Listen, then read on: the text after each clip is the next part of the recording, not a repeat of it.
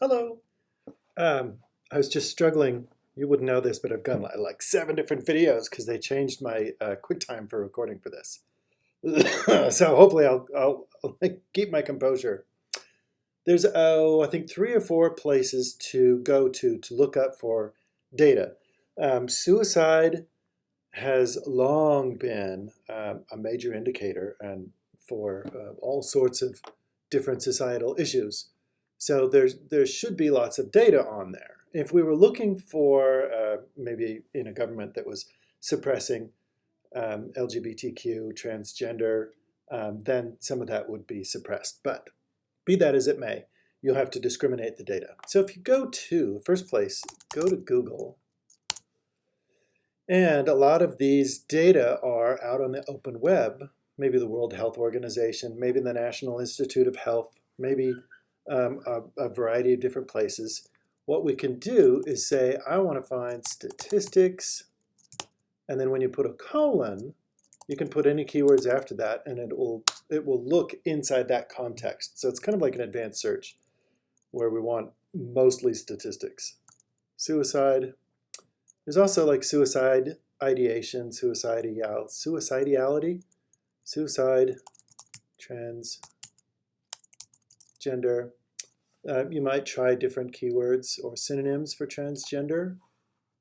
But what we get is somebody saying people who identify as transgender have significantly higher rates of suicide than the rest of the population. If it's a reasonable media source, they will cite that data, and then you can track that down. And if you can't find anything, but you have the metadata, let me know, and I'll track it down for you. But here we have, there's scholarly articles on this, which I'll show you a better way of touching on those.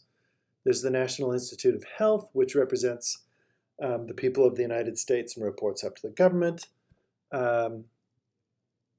So there's lots of different data sets that are being referred to or being displayed in these. So for what it's worth, it looks like our keywords are pretty good. You might also try a context like data, but it looks like we're going to get the same stuff. So the next place to go is the library catalog, and I'm going to go to library catalog advanced search because a lot of this might be in book format. So some of our Gov docs come in books. So I'm going to do suicide, but I'm going to take the E out and put a asterisk there because it might be a truncated version. So suicide, suicidality, suicides, I don't know. But what that'll do is it'll get that prefix. And then we can do transgender. I don't know if there's any like reliable synonyms, and that seems to be a more recent term. Well, let's look it up. And Graham, this is like, you can look at keywords in all of the books published in the last 150 years. Let's see, when the term transgender came in. Looks like 1985, and it started coming up. So this is like a scan of all the books in North American libraries. So I think we can reliably use that. If we're looking at data from the last 10 years, that keyword is trending up. So I think we're okay. If you're doing historic stuff, it might be different. And let's do a search. When you do a search, the nice thing about the catalog is it allows you, oh yeah, so there's qualitative. There's experiences in Australia. Oh, there we go, gender non-conforming. So that might be another word we could look at. But what you can do is go under resource type, and you can say, what am I interested in? Is there like a journal specifically about this? This might be just like everything we're looking for. But there's a lot of things that are produced by different groups. So the American Academy of Pediatrics, they all might cite the same thing. Oh, look at that. Data sets. This is rare. That one's a little old, from 2014. But there you go. Oh, this might be suicide ideation. Be that as it may, library catalog, there's a lot of stuff you can go into. And if you're looking for specific age range, or a specific population, maybe like a particular country, you could just add those keywords on the next line. Next is databases. And I have, let's go to the, so you're probably familiar with the databases. I'm going to show you my list that I have in my sociology research guide. Sociology. And you can get to this really easily. But under social research methods, so this is campus guides libuti.edu/sociology/3111. Here we started out with background info, where we're just kind of looking at what other people cited. But then in the mid-level research, the things that I would recommend are obviously sociological abstracts. That database is amazing.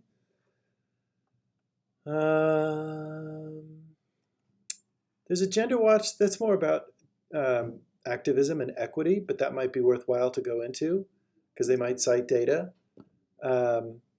PAIS, I would say if we consider this a public health issue, going to a public policy would probably be really good. Oh, by the way, Social Explorer goes through census data.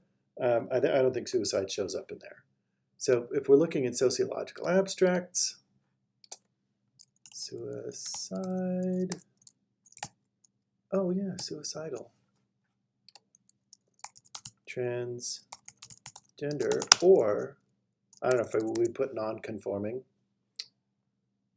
Looks like there's a lot of different things in there. So we're only in sociology, but this is looking worldwide, not just the United States. So if you wanted a particular country, again, you'd have to add that.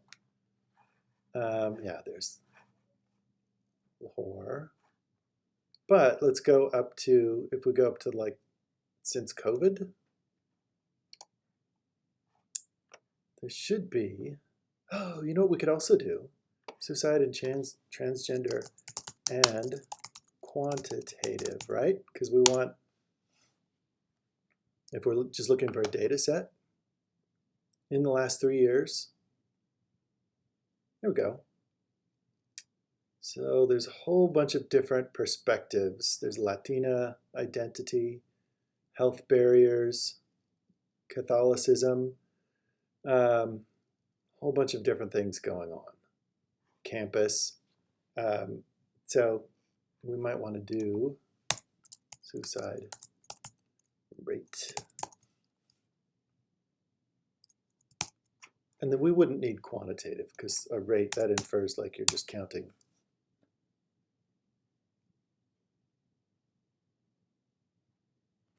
(41). Suicide rates were well explained. Suicide rate of married people. This might be our good keyword. So do you see how that whole thing shook out? It's suicide rate or suicide rates, but they're in quotes. That means the keywords stick together.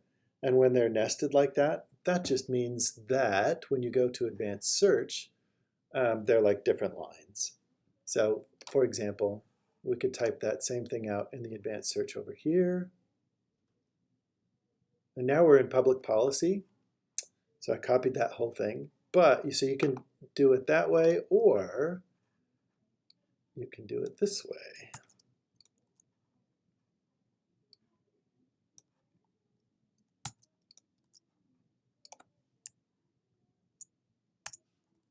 Just, I wanted to go through that exercise so you could see. So there's the and the and.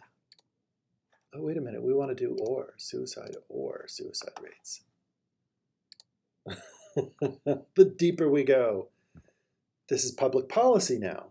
This is governments where they're looking at a population and they're seeing that there's a need for an intervention, or they're observing data. And then they're looking at things like risk or intervention, maybe counseling, maybe education. So sociology looks at the phenomenon. PAIS looks at maybe interventions for it. But they're both going to have data, suicide rates. And on this one, and don't be discouraged when you don't see very much data down here. The database is only started in the mid-1990s. So of course we're not going to have anything from the 80s because it's not digitized yet. So we can come up to our current And let's see when it started being written about the most. Yeah, so during COVID, 2019, 2020, and then coming down after that. Oh yeah, look at that. Novel approach to suicide prevention. At any rate, you may have to dig. The last place is USA.gov. The United States is the largest publisher in the world. Suicide rate. Let's do suicide rates. And transgender, we don't have to put an and, it's like a Google search. But if there are, oh, so here's what we already saw, National Library of Medicine. There's the suicidality, so that's like thinking about it. Some of these are things that you're going to find in those databases that we'd already looked at. PubMed. Oh, but here's the CDC. Center for Disease Control, Suicide Data and Statistics. Is it in here? You get to dig and see if it is. I'm not convinced that it would be, but it might be worthwhile to go look at it. Okay. I hope this has been helpful as I've been tossing around ideas. Thank you.